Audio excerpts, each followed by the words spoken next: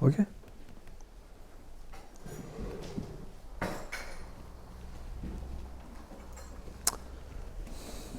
Bonjour à tous.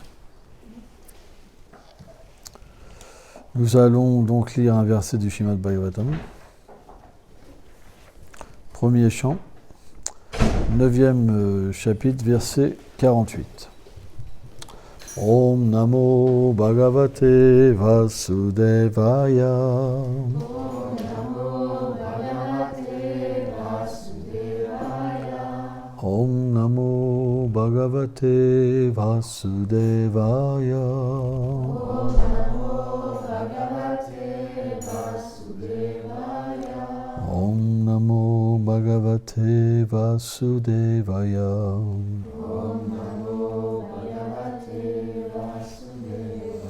Tato Yudhishthiro Gadva. Tato Yudhishthiro Gatva. Saha Krishnum Gajam Payam. Krishno Gajvayam. Pitaram Samvayam Macha.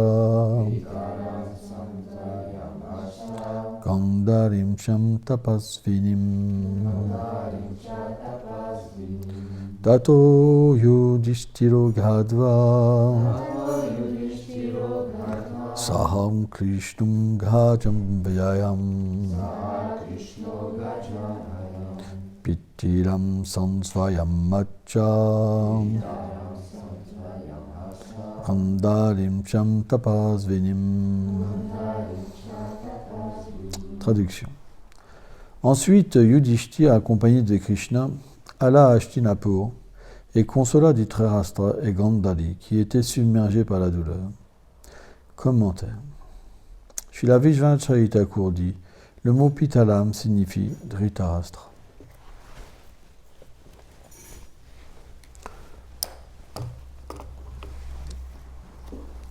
Umaganati Milandasya Vedam Jalam Shalakaya Shakshur Militam Jena Tasme Shigulave Namo Namam Vishnu Padaya Krishna Pestaya Bhutali Shrimate Bhaktivedanta Swami Sinamine Namaste Sarasvati Devi Golavani Pracharini Nirveshesha Sunyavadi Prachachade Shatarine.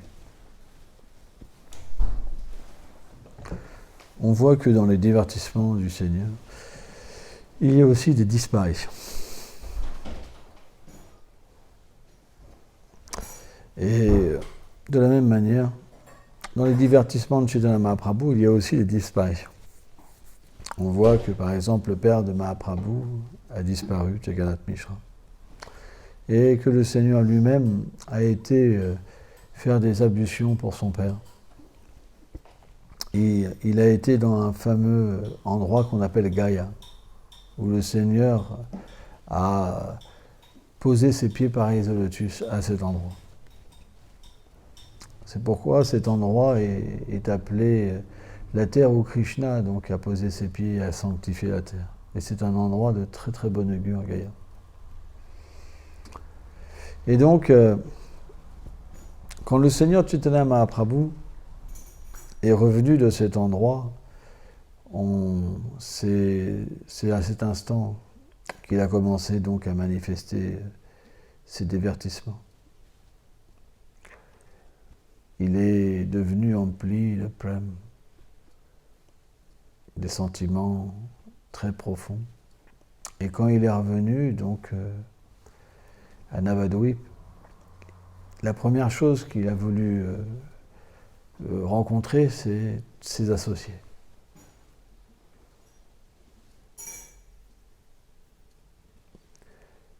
Il a voulu dévoiler son cœur à ses associés. C'est normal. Quand on a de la peine, de l'amour, qu'est-ce qu'on fait?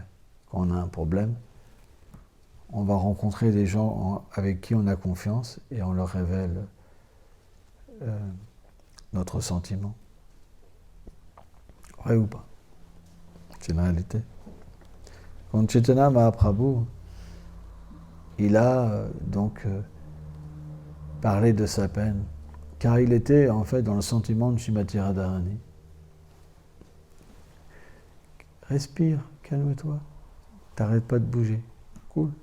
La vie, ça doit être paisible. Sans ça, c'est infernal. Pour toi et pour les autres. Donc il faut respirer tranquille. Il faut que tu t'apaises.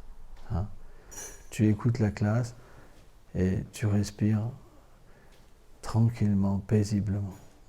C'est important. Parce que si on est agité, on n'écoute pas. On est dans notre mental nous prend à gauche et à droite. Et notre conscience, elle ne peut rien obtenir. De l'écoute, de l'endroit, de l'association, rien. Si on n'est pas en paix, on n'obtient rien. La passion, on n'obtient rien. Il faut être au moins absorbé dans le sattva. Le sattva, c'est le plus positif des trois influences de l'énergie matérielle. Et donc, Chaitanya Mahaprabhu a commencé à pleurer. Il a dit, où est Krishna? Où est Krishna? Où est mon Krishna? Où est-il? Il commençait à pleurer. Et c'est expliqué que ces pleurs étaient tellement merveilleuses qu'on aurait dit le Gange qui s'écoulait de ses yeux, tellement c'était merveilleux.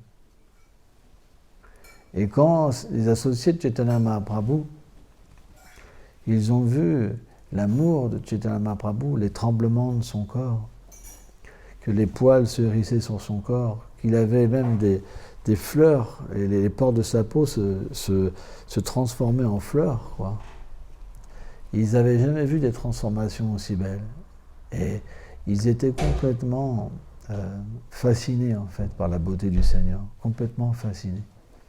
Mais, parfois, le Seigneur, il se roulait par terre. Parfois, il perdait conscience. Et ça procurait aussi une détresse dans le cœur des dévots. Et surtout Sachimata. Sachimata ne savait plus quoi faire. Quand Chaitanya Mahaprabhu, Nimai, il est rentré de Gaya, il a tellement changé que Mère Sachi, elle a eu peur. Elle ne savait plus quoi faire. Et elle priait en fait le Seigneur Krishna. Tu m'as enlevé mon premier fils, tu m'as enlevé mon mari. S'il te plaît, sois miséricordieux, fais que mon Nimai reste à la maison. Et en fait, Nimai Pandit était mariée à Vishnupriya.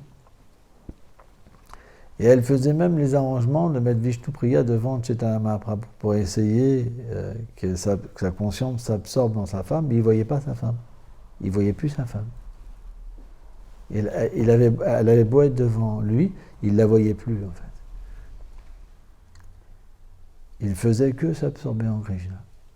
Et Mère Sachi, elle avait extrêmement peur. Et donc à un moment, dans ce divertissement, d'habitude, Nimai Pandit, le grand Pandit, il avait des étudiants et tous les jours, il leur donnait la leçon sur la grammaire, par exemple.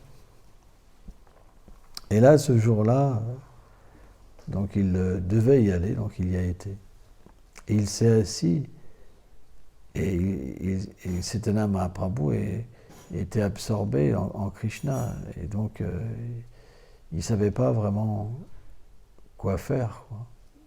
Et comment allaient réagir les étudiants. Donc il a simplement dit que Krishna était toute chose. C'était l'essence de toute chose. Et que toute écriture qui ne parlait pas du service de dévotion, elle était inutile. Car le but de l'existence était d'atteindre Krishna. Et là, Chaitanya Mahaprabhu, il a posé cette question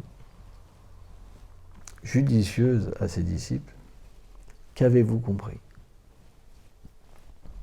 Et là, les disciples, ils ont dit, on n'a rien compris. Rien.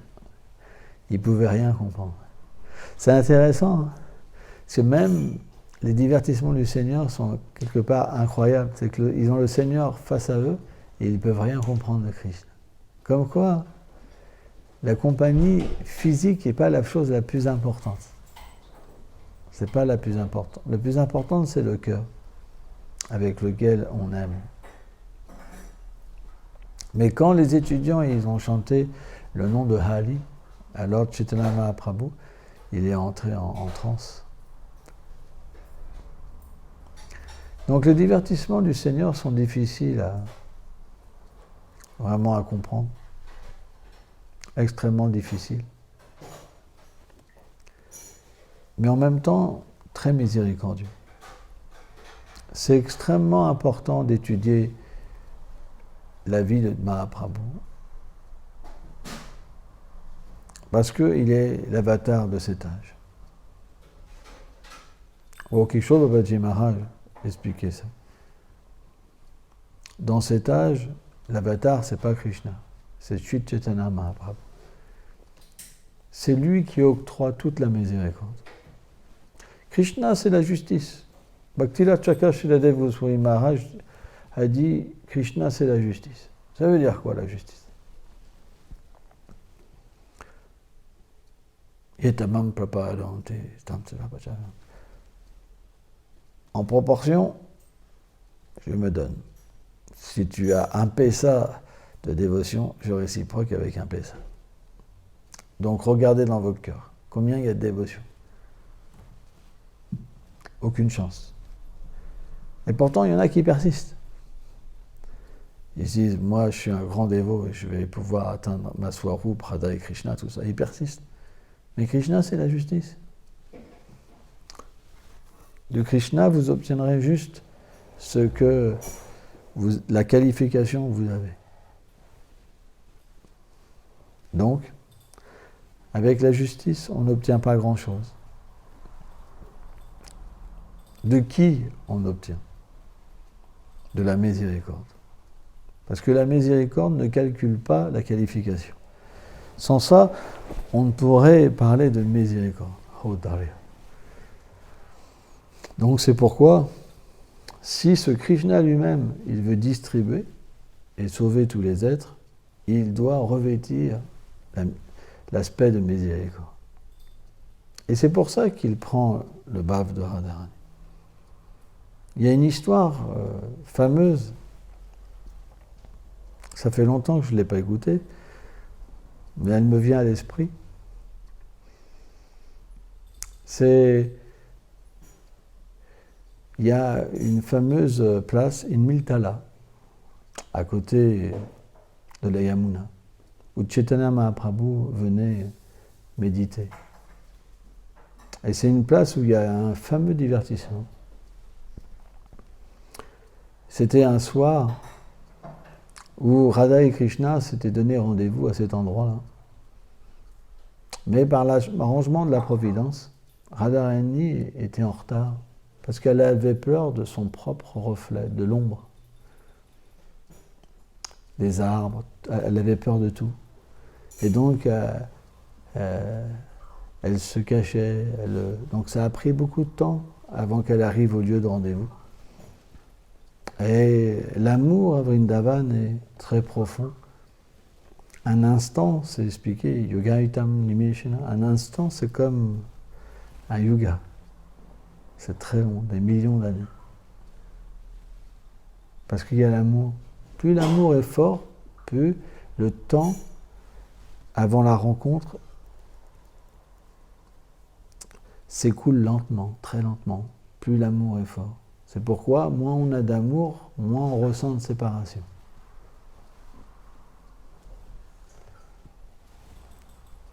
Ou on peut même carrément, au lieu de ressentir de la séparation, on peut se dire, mais qu'est-ce que je fais là, même à entendre les gloires de Krishna? On peut même s'ennuyer, on peut même s'endormir. Il y a l'autre côté, ça veut dire, au lieu d'avoir l'attirance, on peut au contraire être... on ne peut pas dire l'inverse d'attirer, désintéressé. Et Krishna commençait à vraiment être en anxiété.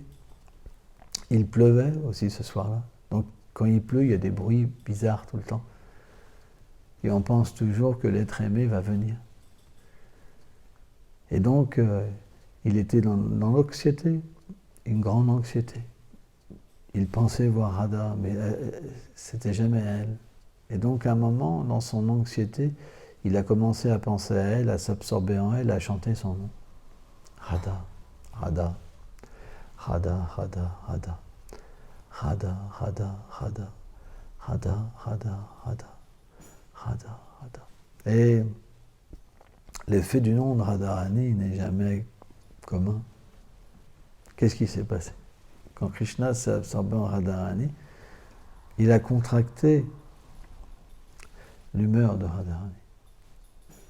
Et il est devenu Krishna, Gaura Krishna, un Krishna doré, Mahaprabhu. Et là, il avait les mêmes sentiments que Radharani. Et il pleurait de séparation pour lui-même. Une forme tellement belle. C'est Krishna qui se goûte lui-même, qui se cherche lui-même. Et quand Radharani est arrivée au lieu de rendez-vous, elle a vu une personne à ce lieu qui n'était pas Krishna. Elle n'a pas reconnu Krishna. Mais elle était tellement belle, cette personne, elle regardait. Et en même temps, elle regarde, et en même temps, il y a une grande chasteté en Srimati Radharani, parce qu'elle ne peut pas regarder quelqu'un d'autre que Krishna. Mais comme c'était Krishna doré, qu'elle n'a pas le reconnu, elle l'était quand même attirée. Donc il y avait ces deux côtés. L'attirance et en même temps la chasteté. Et elle dit, qui est cette personne? Donc elle a conclu que ça devait peut-être être un grand sage, et parce qu'il était là, en train de méditer, Krishna, il n'a pas pu rester, il est parti ailleurs. C'était sa conclusion. Et puis, de la bouche de Krishna, il y a un son qui sortait. Et donc elle s'est dit, tiens, qu'est-ce que c'est ce son qui sort? Elle a tendu son oreille. Et puis bien sûr, Radharani, elle a une oreille fine. Elle peut entendre très loin. Krishna, il peut entendre très loin. Ils peuvent se connecter à distance d'une manière très éloignée. D'ailleurs, Radha et Krishna, c'est la même personne. Donc ils ne sont jamais séparés. Mais par l'énergie de divertissement, ils peuvent aussi, quelque part, ressentir la séparation, être séparés. C'est quelque chose de mystique. Et donc, elle a entendu que cette personne chantait son nom. Elle a entendu Radha, Radha, Radha. Et elle pleurait, cette personne. Elle était complètement absorbée en elle. Et là, elle s'est dit, mais c'est étrange. Cette personne chante mon nom. Et donc, du coup, elle a mieux regardé. Elle s'est dit, oh, c'est mon bien-aimé. C'est mon bien-aimé, mais il a ma complexion. Il a ma carnation. Et donc, elle s'est approchée tendrement. Elle s'est assise à côté de lui sans le déranger. Parce que dans ces moments-là, Krishna est absorbé en elle. Donc ça peut être quelque part un peu quand même dangereux. On doit toujours faire attention. Et à un moment, donc, Krishna, après un certain temps d'extase, il a retrouvé son teint. Et là, Radharani, elle lui a posé des questions. Elle lui a demandé, mais comment se fait-il que tu avais mon teint et cette forme est tellement belle? Radharani, elle a été vraiment attirée par cette forme. Et en fait, Krishna lui a dit, en fait, cette forme, elle est éternelle. J'apparais aussi sous cette forme, avec tes sentiments. En fait, c'est tes sentiments qui me dominent. Et Radharani lui dit, mais comment tu fais pour prendre mes sentiments? Elle était quand même quelque peu surprise. Et Krishna lui a dit, je entre dans ton cœur et je le vole. Donc, quand Mahaprabhu vient, c'est particulier. Il vient avec le sentiment de Radharani. Donc on peut comprendre que Radharani, c'est la miséricorde personnifiée. Parce que si Krishna, il est recouvert de miséricorde, et que Radharani, c'est la miséricorde, et qu'elle prend le sentiment de Radharani, c'est pour ça qu'il est recouvert de miséricorde, on peut en conclure que Radharani est la miséricorde personnifiée. Mais alors on pourrait dire, pourquoi ne pas directement prier Radharani? on n'a plus besoin de Mahaprabhu, c'est ça? C'est le même principe. Radharani, il faut aussi une qualification.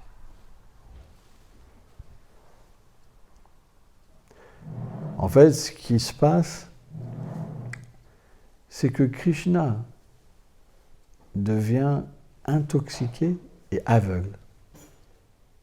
Quand il y a la souffrance, on cherche de l'aide. C'est pourquoi cette incarnation elle est spéciale. Parce que Krishna se cherche lui-même, il se cherche et il a besoin d'aide. Et dans cet aveuglement d'amour, il ne voit pas qui est qui. Et il a besoin de tout le monde. Et c'est ça la miséricorde de Mahaprabhu. C'est que Mahaprabhu, il ne voit pas la qualification. Il les voit tous comme plus qualifiés que lui. Et c'est pour ça qu'il donne Prem. Parce que dès qu'il étreint quelqu'un pour avoir de l'aide, il lui donne la qualification. C'est pourquoi ça ne sert à rien. Radha et Krishna, c'est pour des gens qualifiés. Respire, s'il te plaît. Je ne vais pas une fois. Respire. Calme-toi. Radha et Krishna, il faut une qualification. Il faut chanter sans offense. Être pur. Être introduit dans la demeure transcendantale. Mais Mahaprabhu, c'est pas obligé. Si vous vous absorbez en Mahaprabhu, alors l'extase vient. Mahaprabhu se dit, oh, il y a quelqu'un à côté de moi. Il y a de l'aide. Et automatiquement, dès que vous voyez cette personne apparaître, vous goûtez Prem. Et après, vous arrêtez de vous poser des questions. Ça se passe tout seul. Vous êtes contrôlé. C'est tellement simple. Essayez. Vous dites, moi j'ai essayé. Non. Vous n'avez pas été simple de cœur. Vous n'avez pas eu de foi quand vous avez essayé. Il suffit simplement de chanter et penser à Nimai. Juste un tout petit instant d'un passage de sa vie. Et vous verrez, vous serez emporté tellement facilement. Il apparaîtra dans votre esprit. Et quand Mahaprabhu apparaît, le pur nom vient. Automatiquement, le pur nom vient. L'extase vient. Et un goût merveilleux.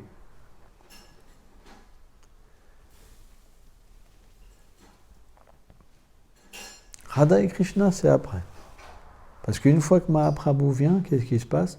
On ressent en fait les sentiments. Les sentiments viennent dans notre cœur. La séparation de Radharani vient dans notre cœur. Tout vient. Et après, Vrindavan s'ouvre. Mais, Mahaprabhu, on ne peut l'avoir que par la grâce de Nityananda Prabhu, du gourou. Ça veut dire qu'il faut aussi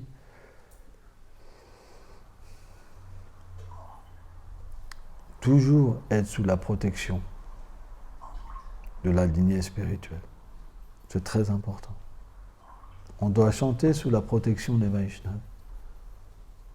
Sans la miséricorde des Vaishnavas, ce n'est pas possible d'avoir cette vision de Mahaprabhu. Mais en même temps, c'est l'instruction des Vaishnavas.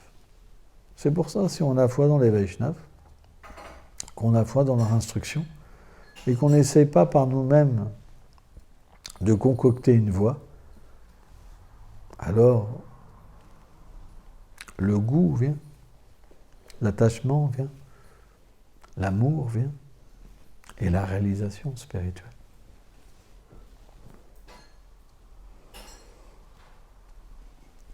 Mais s'il n'y a pas l'expérience, qui nous dit qu'on va rester toute une vie indévot? Alors certes, le peu qu'on fait, ça nous sera ordonné dans une prochaine existence. C'est ce que dit Krishna. Vishwanath Chaitya Thakur, il fait un dialogue entre Krishna et Arjuna.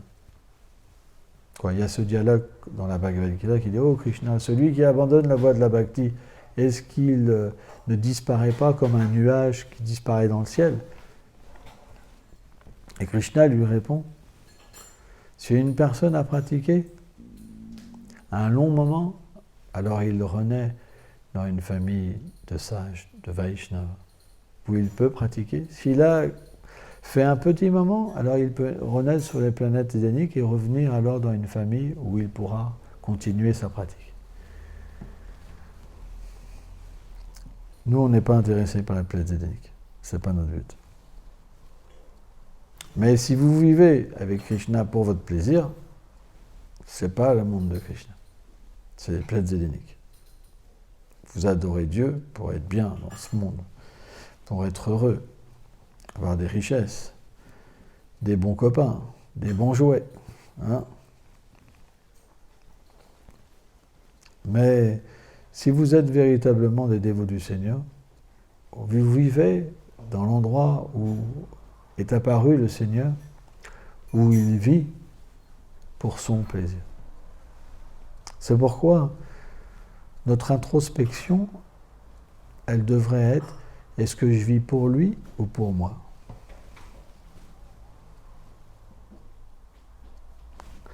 Réfléchissons juste quelques secondes. Est-ce que je vis pour lui ou pour moi? On verra, on est loin.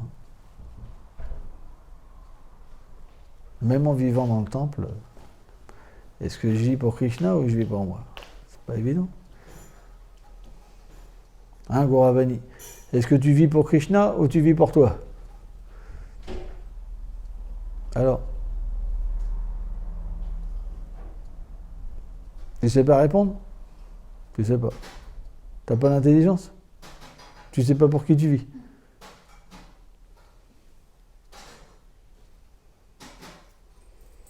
Et toi, Krishna Prasad, tu vis pour qui? Pour toi ou pour Krishna? J'essaie de vivre pour Krishna, mais pour l'instant, c'est pas moi. Bon, donc tu vis pour toi pour l'instant en plus. Et toi, Ida? Voilà, donc, si vous vivez pour vous, est-ce que vous pouvez retourner à Krishna? Donc pourquoi vous vivez pour vous? Vous êtes posé la question? Non? Il n'y a pas de possibilité de se poser des questions. Ok, bon.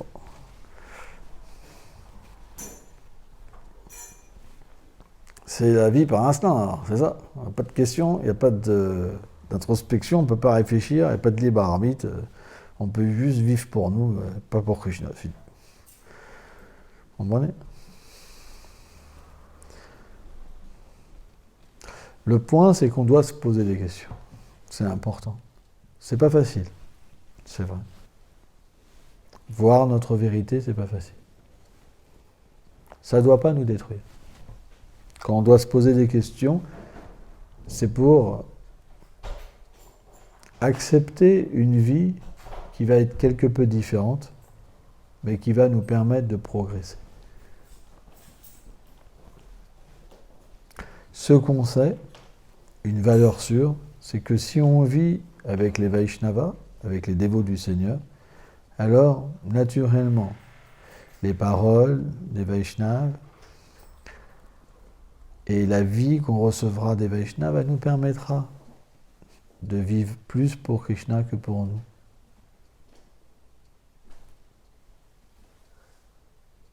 En fait, quand on vit pour nous, on ne peut jamais expérimenter ce qu'est de vivre pour Krishna.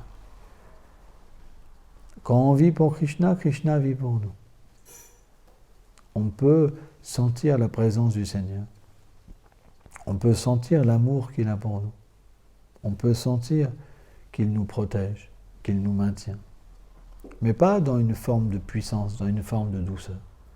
Et on peut, parfois, de temps en temps, goûter un rare sentiment. Krishna m'aime. Quand on sent que Krishna nous aime, alors on aime Krishna. C'est très fort. Et automatiquement, on désire vivre pour lui. Et quand on a cette expérience-là, c'est tellement bon, c'est tellement merveilleux, qu'on désire accroître. On désire vraiment vivre pour lui. Et parfois, ça disparaît. L'énergie matérielle nous recouvre. Et de nouveau, on vit pour nous. Et on est tellement malheureux. tellement malheureux, parce que Krishna ne nous quitte plus, il y a le souvenir. Une fois qu'il vient à nous, une fois qu'il se montre même un tout petit peu, on ne peut plus l'oublier. Il est toujours là. Et dès qu'il ne nous permet pas de vivre pour lui, on devient malheureux. Et on se dit, à quoi sert ma vie? C'est une vraie lamentation. Mahaprabhu, il disait comme ça, je vis comme un insecte. Je n'ai pas de but dans ma vie. Sans Krishna, je n'ai pas de but. Il cherchait Krishna. Il pleurait, Mahaprabhu. Il pensait qu'il était comme un insecte. Parce qu'un insecte, ça ne peut pas réfléchir. Si vous dites à un insecte, tu vis pour lui ou tu vis pour toi? L'insecte, qu'est-ce qu'il va dire? Je sais pas. Il n'y a pas de but. Il n'y a pas de but. L'insecte, il n'a pas de but. Il ne se pose jamais de questions. Il est idiot, mais ça ne le dérange pas d'être un idiot. Il ne peut même pas répondre. Moi, je suis un parfait idiot, c'est pas grave. Bon, c'est pas grave d'être un idiot. Vous comprenez? C'est comme les singes qui vivent sur les arbres tout nus. Un singe tout nu, il ne sait pas qu'il est tout nu, il s'en moque. Il n'a pas de conscience. C'est vrai?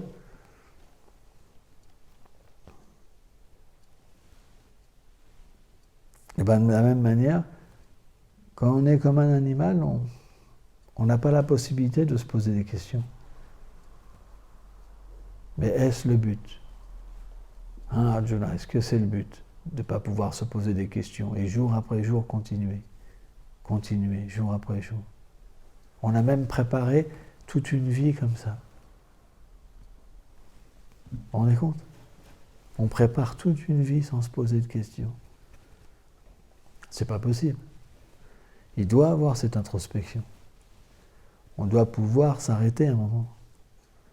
C'est pour ça qu'il faut prier. Prier Nityananda Prabhu. Prier nos maîtres spirituels. Si on prie la miséricorde, alors naturellement, l'intelligence viendra. On aura la réflexion et la force de s'arrêter. Mais si notre comportement n'est pas bon, il est offensant envers les Vaishnavas, on ne pourra rien faire d'autre que se dégrader. Tellement d'obstacles vont arriver. On n'aura même pas la possibilité même d'écouter un nom du Seigneur quand on chante. Parce qu'il y aura trop de problèmes dans notre existence. Notre vie sera simplement une bataille pour le respect. Juste le respect. Je veux le respect. Pourquoi? Tu vis pour toi ou tu vis pour Krishna? Celui qui vit pour lui, qu'est-ce qu'il cherche? Le respect.